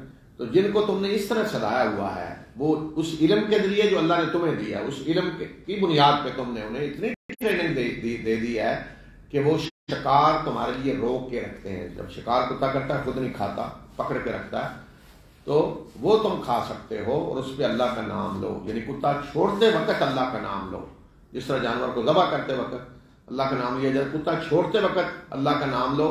تو اگر زندہ ہے شکار تو ذبح کر لو، اور اگر مر چکا ہے تو پھر بھی چونکہ تم نے اللہ کا نام لیا ہے اس پہ کتا چھوڑتے وقت، تو اس لیے تم اس کو کھا سکتے ہو. اسی طرح تیر وغیرہ مارتے ہوئے بھی اگر کوئی اللہ کا نام لے کے تیر مارتا ہے تو پرندہ اگر زندہ مل گیا تو ذبح کر لیں، اور اگر وہ اسی تیر سے مر گیا ہے تو بسم اللہ پڑھ کر تیر مارا ہے تو اس لیے وہ حلال ہوگا، وہ بھی اسی میں آ جائے گا. پھر اسی طرح بتایا کہ آج تمہارے لیے تمام پاکیزہ چیزیں حلال کر دی گئی ہیں، اور جن کو کتاب دی گئی ان کا کھانا تمہارے لیے حلال ہے اور تمہارا کھانا ان کے لیے حلال ہے. اور شریف خاندانی عورتیں مومنوں میں سے بھی اور اہل کتاب میں سے بھی تمہارے لیے حلال ہیں، جبکہ تم انہیں ان کے مہر پورے کے پورے دو، انہیں نکاح کے حصار میں لاتے ہوئے نہ کہ آزاد شہوت رانی کرنے کی نیت سے، اور نہ ہی خفیہ اشنائیاں گانٹنے کی نیت سے۔ اور جس نے ایمان کو چھوڑ کر کفر کی روش اختیار کی تو یہ وہ لوگ ہیں اور ایسے شخص کے اعمال ضائع ہو گئے اور وہ آخرت میں خسارہ پانے والوں میں سے ہوں گے۔ تو اہل کتاب کا کھانا بھی فرمایا تمہارے لیے حلال ہے۔ تو کھانا سے بڑا ذبیحہ ہے، اس لیے کہ باقی جو کھانا ہے جس کا ذبیحہ سے کوئی تعلق نہیں، وہ تو ہندو کے یہاں بھی آپ کھا سکتے ہیں۔ مثلا کسی ہندو نے اگر دال پکائی ہوئی ہے، سبزی پکائی ہوئی ہے، تو وہ تو کوئی ایشو نہیں ہے۔ تو اصل چیز ذبیحہ ہے۔ تو فرمایا کہ اہل کتاب کا ذبیحہ تمہارے لیے حلال ہے، ذبیحہ مراد ہے یہاں۔ اور اسی طرح اہل کتاب کی جو شریف عورتیں ہیں، محصنات دو معنوں میں آتا ہے۔ ایک تو محصنات شادی شدہ عورت کے معنی میں آتا ہے، جو پیچھے گزر چکا ہے کہ شادی شدہ عورت جو ہے اس سے بھی نکاح نہیں ہو سکتا۔ تو دوسرا محصنات کا معنی ہوتا ہے وہ عورتیں کہ جو شریف عورتیں ہیں، خاندانی عورتیں ہیں، کوئی بازاری عورتیں نہیں ہیں۔ تو فرمایا کہ اس طرح کی شریف عورتیں جو مومن ہیں وہ بھی تمہارے لیے حلال ہیں، اور اہل کتاب میں سے جن کو تم سے پہلے کتاب دے گی ان کی جو شریف عورتیں ہیں وہ بھی تمہارے لیے حلال ہیں، جبکہ پورے مہر ان کے دو، لیکن نکاح کی نیت ہونی چاہیے، نکاح کے حصار میں لاؤ، خاندان آباد کرنے کی نیت ہونی چاہیے، نہ کہ یہ کہ اپنی خواہشات نفس کو پورا کرنا ہے یا خفیہ آشنائیاں کرنی ہیں، خفیہ طریقے سے نکاح ہوئے نہیں۔ تو اہل کتاب کی عورت کا عیسائی ہوتے ہوئے مسلمان سے نکاح جائز ہے، یہودی ہوتے ہوئے جائز ہے۔ بعض لوگ سمجھتے ہیں کہ وہ ایمان لے آئے تو پھر ایمان تو ہندو عورت بھی لے آئے تو اس سے بھی نکاح جائز ہے، کوئی اور کسی مذہب کے بھی ہو تو جائز ہے۔ اہل کتاب رہتے ہوئے نکاح ہو سکتا ہے، البتہ یہ کہ بہتر ہے، یعنی مسلمان کے لیے وہ الگ چیز ہے۔ جیسے کوئی چیز آپ کے لیے حلال ہے، کوئی سبزی کوئی چیز، لیکن ڈاکٹر کہتا ہے یہ آپ کی صحت کے لیے اچھی نہیں ہے، تو اسی طرح آپ مسلمانوں کی ایمانی اور اخلاقی صحت کے لیے یہ اچھا ہے یا نہیں یہ الگ بات ہے، لیکن بہرحال نکاح حلال ہے، اس کو مختلف طریقوں سے وہ حرام بنانے کی کوشش نہیں کرنی چاہیے۔ يا أيها الذين آمنوا إذا قمتم إلى الصلاة فاغسلوا وجوهكم وأيديكم إلى المرافق وامسحوا برؤوسكم وأرجلكم إلى الكعبين وإن كنتم جنبا فاطهروا وإن كنتم مرضى أو على سفر أو جاء أحد منكم من الغائط أو لامستم النساء فلم تجدوا ماء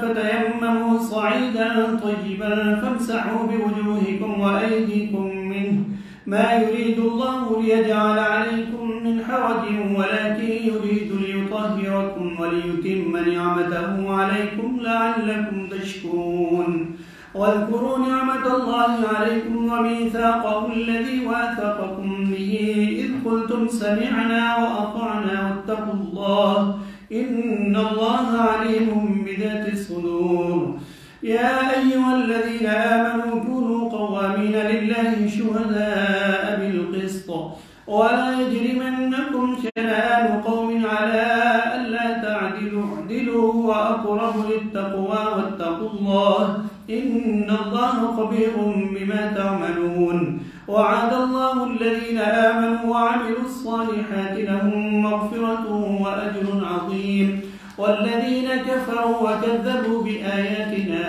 أولئك أصحاب الجحيم يا أيها الذين آمنوا اذكروا نعمة الله عليكم إذ هم قوم أن يبسطوا إليكم أيديهم فكف أيديهم عنكم واتقوا الله وعلى الله فليتوكل المؤمنون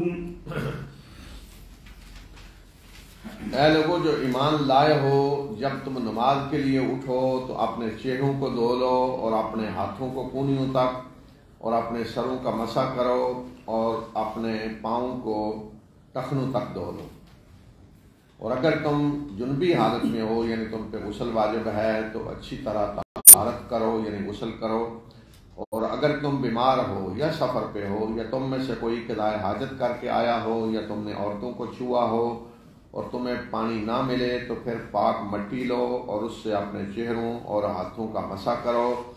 اللہ یہ نہیں چاہتا کہ وہ تمہیں تنگی میں مبتلا کرے، اللہ تو تمہیں پاک کرنا چاہتا ہے اور وہ چاہتا ہے کہ تم پہ اپنی نعمت کو پورا کرے تاکہ تم شکر گزار بنو۔ تو اس آیت میں وضو کا طریقہ بتایا گیا ہے۔ تو یہ ہیں وضو کے فرائض کہ جو چیزیں فرض ہیں، اس کے بعد رسول اللہ صلی اللہ علیہ وسلم نے وضو کر کے بتلایا سارا۔ تو اس کے علاوہ جو چیزیں ہیں وہ وضو میں ہم کہیں گے کہ وہ سنت ہیں۔ تو فرق کیا ہوگا کہ جو چیزیں قرآن میں بتائی گئی ہیں تو یہ تو فرض ہیں، مثلا سب سے پہلے چہرہ دھونا ہے، پھر اونیوں تک ہاتھ دھونے ہیں، سر کا مسا، پھر پاؤں ٹخنوں تک دھونے ہیں۔ تو یہ 4 چیزیں تو ہیں فرض۔ اب رسول اللہ صلی اللہ علیہ وسلم نے جو وضو کا طریقہ بتایا، سب سے پہلے آپ نے یہاں تک ہاتھ دھوئے، پھر چہرہ، پھر منہ میں پانی ڈالا کلی، پھر ناک میں پانی ڈالا، پھر چہرہ دھویا۔ اب یہ ہے کہ منہ میں پانی ڈالنا، ناک میں، یہ فقہا نے کہا کہ یہ سنت ہے، یعنی اگر کسی وقت کوئی ناک یا منہ میں پانی نہیں ڈالتا تو وضو اس کا ہو جائے گا۔ تو یہ فرق ہے ایک چیز کے فرض ہونے میں اور ایک چیز کے سنت ہونے میں، جو فقہ میں سنت جب کہی جاتی ہے۔ تو یہ مطلب نہیں کہ کوئی سنت کو چھوڑ کے وضو کرے، یہ تب ہوتا ہے کہ اگر کسی وقت مثلا کسی کے منہ میں تکلیف ہے، پانی نہیں ڈال سکتا، کلی اس نے نہیں کی، یا ناک میں تکلیف ہے تو ناک میں پانی نہ ڈالے، منہ میں نہ ڈالے، تو وضو پھر بھی ہو جائے گا۔ تو باقی کچھ فقہا کا اختلاف اس چیز میں کہ ترتیب بھی یہ ضروری ہے یا نہیں۔ کچھ فقہا نے کہا کہ ترتیب یہ ضروری ہے، اگر کوئی ترتیب الٹے گا تو اس کا وضو نہیں ہوگا۔ کچھ فقہا کہتے ہیں کہ نہیں، ترتیب آگے پیچھے بھی ہوگی تو وضو ہو جائے گا۔ تو اس کے بعد تیمم کا طریقہ بتایا، اور اگر تم جنبی ہو یعنی غسل واجب ہو تو فطہروا، اچھی طرح طہارت کرو، یعنی اچھی طرح غسل کرو، غسل ضروری ہے۔ اور پھر تیمم کا طریقہ کہ اگر بیمار ہو یا سفر میں یا کوئی قضاء حاجت کر کے عورتوں کو چھونا، یعنی ازدواجی تعلق کسی نے قائم کیا اور پانی نہیں ملتا تو پھر تیمم کا طریقہ بتایا، جو پیچھے بھی ہم پڑھ چکے ہیں۔ اور یہ بتایا کہ یہ اس لیے نہیں اللہ یہ سارے احکام تمہیں دے رہا کہ وہ تمہیں کسی تکلیف میں ڈالے، بلکہ اللہ تمہیں پاک کرنا چاہتا ہے اور اپنی نعمت تم پہ پوری کرنا چاہتا ہے تاکہ تم شکر گزار بنو، اور اپنے اوپر اللہ کی نعمت کو یاد کرو اور اس پختہ عہد کو جو اللہ نے تم سے لیا ہے کہ جب تم نے یہ کہا کہ سمعنا واطعنا، جب تم نے کہا کہ ہم نے سنا اور اطاعت کی، سمع و اطاعت، یہ عہد ہے اللہ نے جو تم سے لیا ہے، لہذا اللہ سے ڈرو اور بے شک اللہ سینوں کے راز بھی جانتا ہے۔ اے لوگوں جو ایمان لائے ہو، اللہ کے لیے راستے پر قائم رہنے والے بنو اور انصاف کے لیے گواہی دینے والے بنو، اور کسی قوم کی دشمنی تمہیں اس بات پہ نہ ابھارے کہ تم عدل نہ کرو، عدل کرو، وہ یہ تقویٰ کے قریب تر ہے، اور اللہ سے ڈرو، بے شک جو کچھ تم کرتے ہو اللہ کو اس کی خبر ہے۔ وہ لوگ جو ایمان لائے جنہوں نے نیک اعمال کیے، اللہ نے ان سے مغفرت اور اجر عظیم کا وعدہ کیا ہے، اور وہ لوگ جنہوں نے کفر کیا اور ہماری آیات کو جھٹلایا، یہ لوگ آگ میں جانے والے ہیں۔ اے لوگوں جو ایمان لائے ہو، اپنے اوپر اللہ کی اس نعمت کو یاد کرو کہ جب ایک قوم نے تم پہ دسترازی کا ارادہ کیا تو اللہ نے ان کے ہاتھ تمہاری طرف پڑھنے سے روک دیے۔ اللہ سے ڈرو اور اللہ ہی پر مومنوں کو بھروسہ کرنا چاہیے۔ تو یہ حکم پیچھے بھی گزرا ہے، یہاں بھی دیا کہ اللہ کے لیے راستے پر قائم رہنے والے اور انصاف کے لیے گواہی دینے والے بنو، یعنی عدل قائم کب ہوگا کہ جب انصاف کے لیے لوگ گواہی دینے والے ہوں۔ اور ایک دوسری خاص طور پہ چیز جس پہ خبردار کیا کہ کسی قوم کی دشمنی تمہیں اس بات پہ نہ ابھارے کہ عدل نہ کرو۔ دشمنوں کے ساتھ عدل کرنا سب سے مشکل چیز کیا ہوتی ہے کہ آپ دشمن کے ساتھ عدل کر رہے ہو۔ تو فرمایا کہ کسی قوم کی دشمنی تمہیں عدل سے نہ روکے، ان کے ساتھ بھی عدل کرو، یہی تقویٰ کے قریب تر ہے، اور جو کچھ بھی کر رہے ہو اللہ دیکھ رہا۔ وَلَقَدْ أَخَذَ اللَّهُ مِيثَاقَ بَنِي إِسْرَائِيلَ وَبَعَثْنَا مِنْهُمُ 12 نَقِيبًا وَقَالَ اللَّهُ إِنِّي مَعَكُمْ لَئِنْ أَقَمْتُمُ الصَّلَاةَ وَآتَيْتُمُ الزَّكَاةَ وَآمَنْتُمْ بِرُسُلِي وَعَزَّرْتُمُوهُمْ وَأَقْرَضْتُمُ اللَّهَ قَرْضًا حَسَنًا لَأُكَفِّرَنَّ عَنْكُمْ سَيِّئَاتِكُمْ وَلَأُدْخِلَنَّكُمْ جَنَّاتٍ تَجْرِي مِنْ تَحْتِهَا الْأَنْهَارُ فَمَنْ كَفَرَ بَعْدَ ذَلِكَ مِنْكُمْ فَقَدْ ضَلَّ سَوَاءَ السَّبِيلِ فَبِمَا نَقْضِهِمْ مِيثَاقَهُمْ لَعَنَّاهُمْ وَجَعَلْنَا قُلُوبَهُمْ قَاسِيَةً يحرفون الكلم عن مواضعه ونسوا حظا مما ذكروا به ولا تزال تطلع على خائنة منهم إلا قليلا منهم فاعف عنهم واصفح إن الله يحب المحسنين. ومن الذين قالوا إنا نصارى أخذنا ميثاقهم فنسوا حظا مما ذكروا به فأغرينا بينهم العداوة والبغضاء إلى يوم القيامة وسوف ينبئهم الله بما كانوا يصنعون.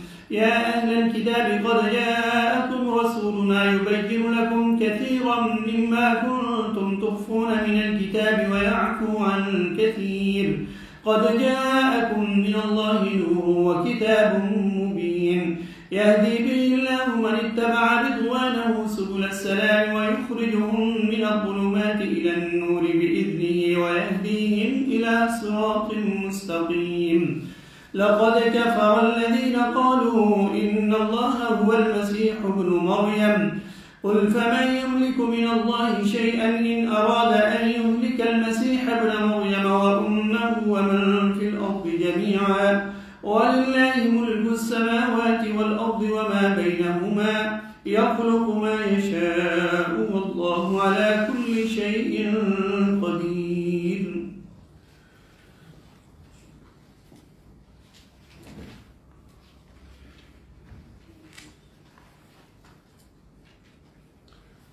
ہم نے بنی اسرائیل سے پختہ عہد لیا اور ہم نے ان کے اندر 12 نقیب مقرر کیے اور اللہ نے فرمایا کہ بے شک میں تمہارے ساتھ ہوں اگر تم نماز قائم کرو گے اور زکوٰۃ دو گے اور میرے رسولوں پہ ایمان لاؤ گے اور ان کی مدد کرو گے اور اللہ کو قرض حسن دو گے تو میں تمہاری خطائیں معاف کر دوں گا اور تمہیں ایسے باغوں میں داخل کروں گا جن کے اندر نہریں بہہ رہی ہوں گی. بس جس نے تم میں سے اس کے بعد کفر کیا تو وہ سیدھے راستے سے بھٹک گیا. تو یہ وہ عہد ہے جو اللہ تعالیٰ نے حضرت موسیٰ کے ذریعے بنی اسرائیل سے کیا. ابتدا میں جب بنی اسرائیل مصر سے نکل کے صحرائے سینا میں گئے تو اس وقت حضرت موسیٰ نے قوم کو منظم کیا. 12 قبیلے تھے تو ہر قبیلے کا ایک انہوں نے ذمہ دار بنایا قوم کی تربیت کے لیے کہ وہ حضرت موسیٰ کے سامنے جواب دہ ہوں اور ہر قبیلے کا سربراہ اپنے قبیلے کی تربیت کرے, اللہ کے رسول کے احکام آگے اپنے قبیلے تک پہنچائے. تو یہ فرمایا کہ 12 نقیب ہم نے مقرر کیے, نگران مقرر کیے قبیلے کو منظم, قبائل کو منظم کرنے کے لیے. اور اللہ تعالیٰ نے یہ وعدہ کیا کہ میں بھی تمہارے ساتھ ہوں اگر تم نماز قائم کرو گے, زکوٰۃ دو گے, میرے رسولوں پر ایمان لاؤ گے, ان کی مدد کرو گے, قرض حسن دو گے, اللہ کو اللہ کے راستے میں خرچ کرو گے. اور خاص طور پہ قرض حسن کی اصطلاح جہاد کے لیے خرچ کرنے کے لیے ہوتی ہے. تو اللہ کا نے وعدہ کیا کہ میں گناہ بھی معاف کروں گا اور جنت میں داخل کروں گا. پھر آگے بتایا کہ اس معاہدے کو, اس طرح کے سارے معاہدے کو توڑنے کی وجہ سے پھر ان کا یہ حشر ہوا اور ان کے اپنے اس معاہدے کو توڑنے کی وجہ سے ہم نے ان پہ لعنت کر دی اور ہم نے ان کے دلوں کو سخت کر دیا. یہ کلام کو اس کے محل سے پھیرتے ہیں اور جس چیز کی انہیں نصیحت کی گئی اس کے ایک حصے کو یہ بھول چکے ہیں اور آپ مسلسل ان میں سے ان کی کسی نہ کسی خیانت پہ مطلع ہوتے رہیں گے. بس ان میں سے بہت تھوڑے ہیں جو اس چیز سے بچے ہوئے ہیں, تو انہیں نظر انداز کریں, ان کو معاف کر دیں. بے شک اللہ محسنین کو پسند کرتا ہے. یعنی ان کی معاف کرنے کی ان کی کوئی پرواہ نہ کریں. یہ لعنتی ہیں, جیسے وہ کہتے ہیں یہ لعنتی ہے جو کچھ کر رہا ہے, چھوڑیں اس کی طرف توجہ نہ دیں. فرمایا کہ مسلسل ان کی خیانتیں ظاہر ہوتی رہیں گی, قیامت تک گویا کہ اس طرح کی حرکتیں کرتے رہیں گے, تو آپ ان کو کوئی اہمیت نہ دیں. اور جن لوگوں نے کہا کہ ہم نصارہ ہیں ان سے بھی ہم نے پختہ عہد لیا, تو جو نصیحت انہیں کی گئی تھی وہ بھی اس کے ایک حصے کو بھول گئے. تو ہم نے ان کے درمیان قیامت تک کے لیے دشمنی اور بغض کی آگ بھڑکا دی, اور اللہ انہیں جو کرتوت وہ کرتے رہے ہیں اس پہ متنبع کرے گا.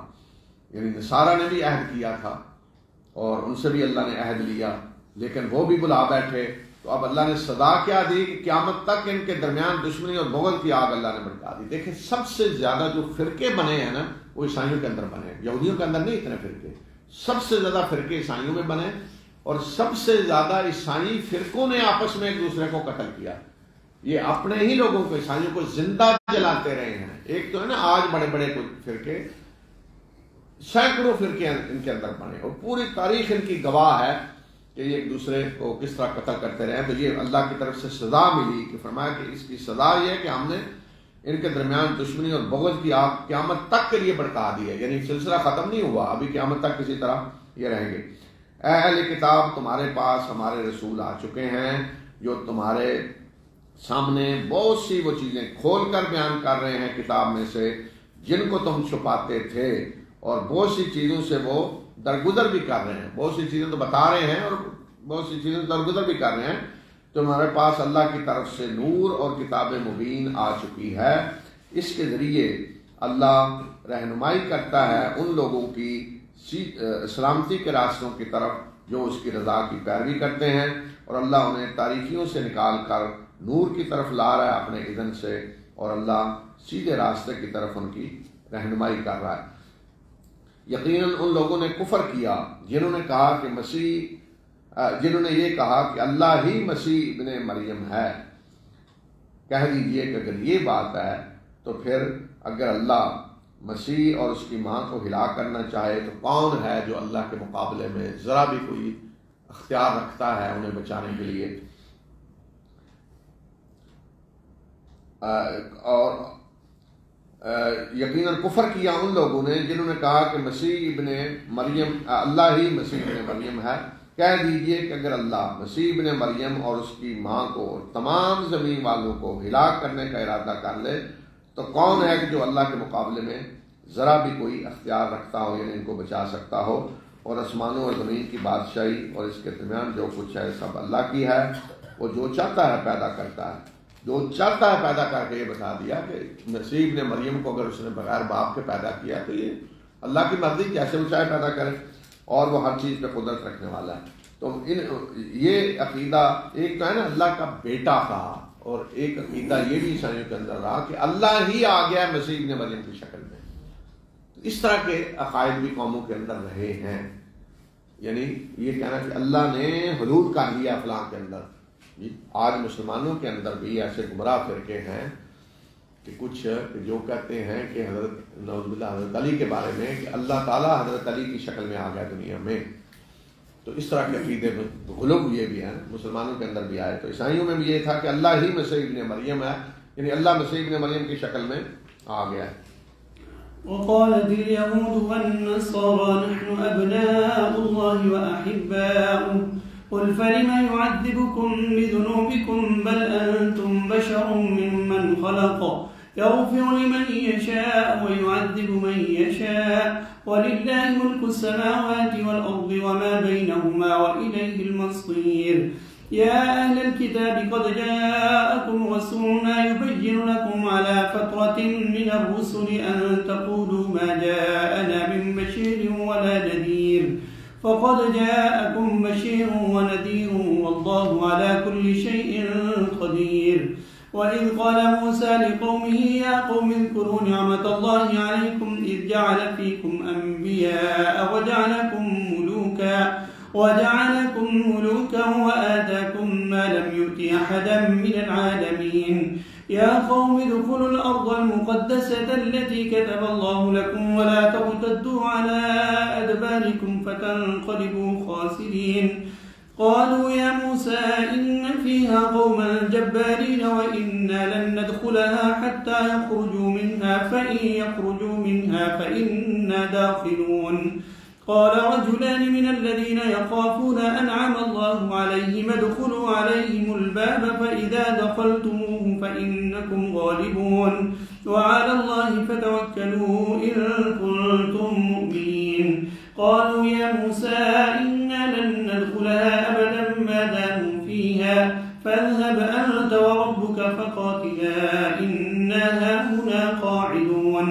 قال رب إني لا أملك إلا نفسي وأخي فافرق بيننا وبين القوم الفاسقين.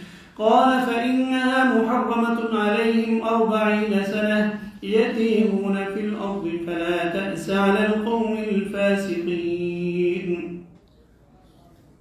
اور یہود اور نصارہ نے کہا کہ ہم اللہ کے بیٹے اور اس کے چہیتے ہیں. کہہ دیجئے کہ پھر وہ تمہیں تمہارے گناہوں کی وجہ سے عذاب کیوں دیتا رہا ہے، بلکہ تم اسی طرح اللہ کی مخلوق ہو جس طرح کے دوسرے لوگ مخلوق ہیں۔